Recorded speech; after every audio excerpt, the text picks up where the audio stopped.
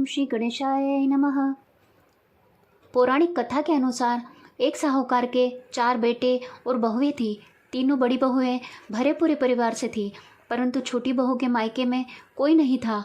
बड़ी तीज पर तीनों बहुओं के घर से सत्तू आया, लेकिन छोटी बहू का मन इस विचार से दुखी हो गया कि उसके लिए सत्तू कहाँ से आएगा। उसने अपने पति से कहा कि मेरे लिए भी सत्तू लेकर आना, चाहे कुछ भी करना पड़े।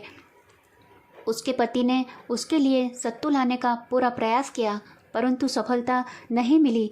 जब वह शाम को घर लौटा और अपनी पत्नी का उदास चेहरा देखा तो वह रात भर सो न सका।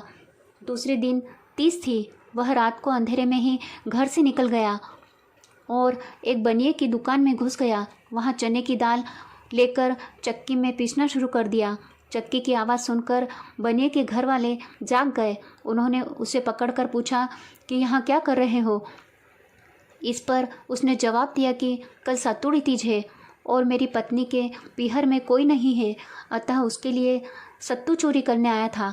आपकी दुकान में दाल, चीनी और घी सभी था, इसीलिए आपके यहाँ से सत्तू बनाकर ले जा रहा था। यह सुनकर बनिया बोला, तुम अपने घर जाओ, आज से तुम्हारी पत्नी हमारी धर्म बेटी हुई। वह घर लौट आया। दूसरे दिन सवेरे ही बनिए ने नौकरों के साथ 4 तरह के सत्तू के पिंड, साड़ी तथा सुहाग सामग्री व अन्य पूजा का सामान उसके घर भिजवा दिया। जेठानियाँ यह सब देखकर कहने लगी कि तुम्हारे पीहर में तो कोई नहीं है, फिर यह सब कहाँ से आया। तब देवरानी ने उसे सारी बात बताकर कहा कि यह सब मेरे धर्म पिता ने भेजा है। जैसी कृपा उस ब्राह्मणी पर कजली माता की हुई, वैसी कृपा सभी पर बनी रहे। निमड़ी माता की कहानी। एक शहर में एक सेठ सेठानी रहते थे। वह बहुत धनवान थे, लेकिन उनके पुत्र नहीं था। सेठानी ने भादों की बड़ी तीज सातुड़ी तीज का व्रत करके कहा, हे निमड़ी माता, मेरे बेटा हो जाएगा तो मैं आपको 1.25 मन सातू चढ़ाऊंगी। माता की कृपा से सेठानी को 9वें महीने लड़का हो गया। सेठानी ने सातू नहीं चढ़ाया। समय के साथ सेठानी को 7 बेटे हो गए, लेकिन सेठानी सातू चढ़ाना भूल गई। पहले बेटे का विवाह हो गया। सुहाग रात के दिन सोया तो आधी रात को सांप ने आकर डस लिया और उसकी मृत्यु हो गई। इसी तरह उसके 6 बेटों की विवाह के उपरांत मृत्यु हो गई। 7वें बेटे की सगाई आने लगी। सेठ सेठानी मना करने लगे तो गांव वालों ने बहुत समझाया। उनके समझाने पर सेठ सेठानी बेटे की शादी के लिए तैयार हो गए। तब सेठ सेठानी ने कहा, गांव वाले नहीं मानते हैं तो इसकी सगाई दूर देश में करना चाहिए।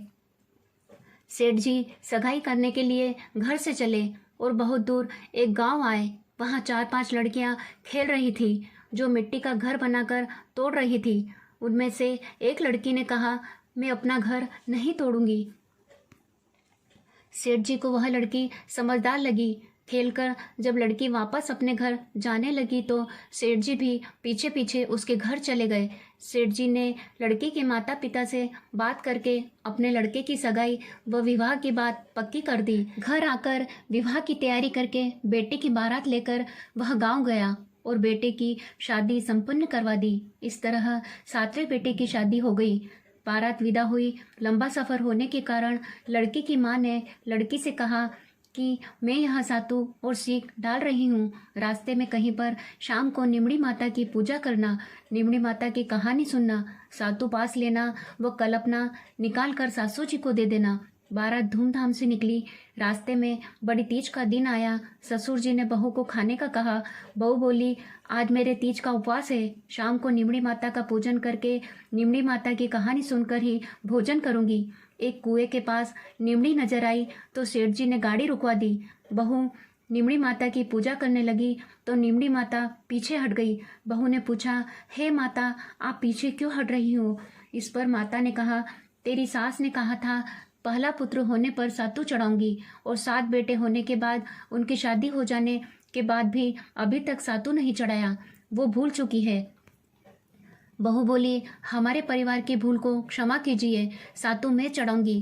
कृपया मेरे सारे जेठ को वापस कर दो और मुझे पूजन करने दो। माता नववधू की भक्ति व श्रद्धा देखकर प्रसन्न हो गई।